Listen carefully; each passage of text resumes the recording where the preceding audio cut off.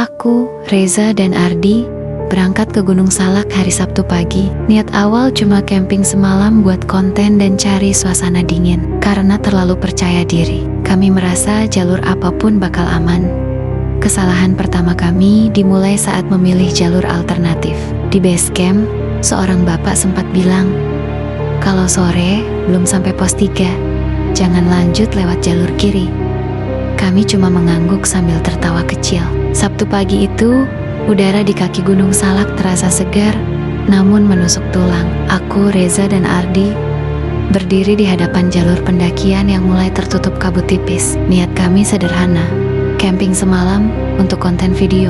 Namun, saat mencapai sebuah persimpangan tak bertanda, atmosfer seketika berubah. Kabut menebal secara tidak wajar, menelan jarak pandang kami, hingga hanya tersisa beberapa meter. Di depan kami, jalur terbelah dua. Ingatanku mendadak tertuju pada ucapan penjaga base camp tadi pagi tentang jalur kiri yang sedapat mungkin dihindari jika hari mulai gelap. Kami memutuskan untuk tidak mengambil risiko. Di tengah kabut yang semakin pekat, kami mulai membongkar tas dan mendirikan tenda darurat di area sempit dekat persimpangan. Suasana mendadak sunyi, terlalu sunyi. Suara burung dan serangga yang tadi menemani perjalanan kami hilang seketika, digantikan oleh suara angin yang berhembus pelan, namun terdengar seperti bisikan. Saat Ardi sedang menyalakan kompor portabel, hidungku menangkap aroma yang sangat kontras dengan bau tanah basah, wangi melati yang menyengat. Tiba-tiba, dari balik kabut di arah jalur kiri,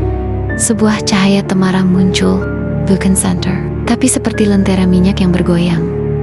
Pelan seolah-olah sedang dibawa oleh seseorang yang berjalan sangat lambat. Aku memberi isyarat pada Reza dan Ardi untuk diam.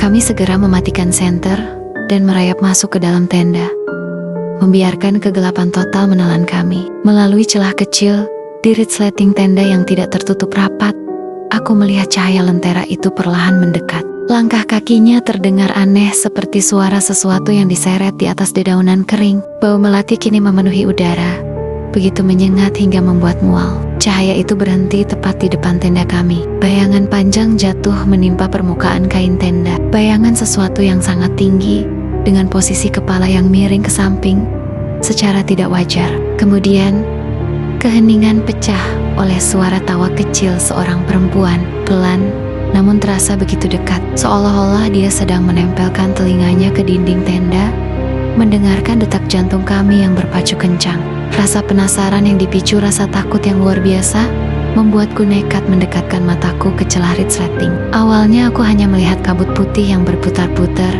tertiup angin dingin. Namun, saat cahaya lentera itu kembali berayun mendekat, aku melihatnya dengan jelas. Berdiri kurang dari 1 meter di depan tenda adalah sesosok perempuan dengan gaun putih kompeng camping yang kotor terlumuri tanah dan lumut. Rambutnya hitam legam, panjang menjuntai hingga menutupi wajahnya. Saat dia memutar kepalanya perlahan benar-benar miring, hingga sudut yang mustahil bagi manusia, tatapan matanya yang cekung, seolah menembus celah tenda dan langsung bertemu dengan mataku. Bibirnya yang kebiruan terbuka, menunjukkan seringai yang mengerikan. Tiba-tiba, dia menjerit dengan suara pekikan yang menyayat telinga.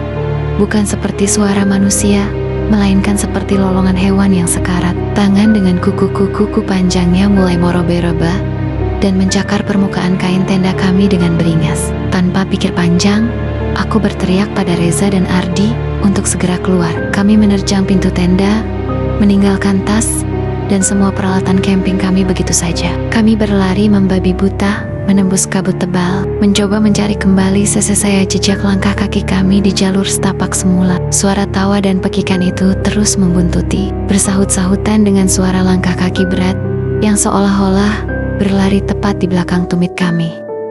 "Jangan nengok belakang, terus lari," teriak Reza dengan suara parau. Kami terus berlari dalam gelap, tersandung akar pohon dan menabrak semak berduri, hingga pakaian kami robek. Setelah apa yang terasa seperti keabadian, cahaya fajar mulai menyeruak tipis di ufuk timur, perlahan mengusir kabut yang mencekam. Di kejauhan, sayup-sayup terdengar suara ayam berkokok, suara paling indah yang pernah aku dengar. Di hadapan kami, tampak sebuah warung kecil di dekat perkebunan warga. Setelah melarikan diri dari teror jalur kiri, dan sosok perempuan mengerikan tersebut. Tim pendaki berhasil mencapai warung di pinggir perkebunan warga saat fajar tiba. Meskipun mereka selamat secara fisik, tatapan terakhir ke arah hutan menyadarkan mereka bahwa sesuatu yang gelap mungkin telah mengikuti mereka keluar.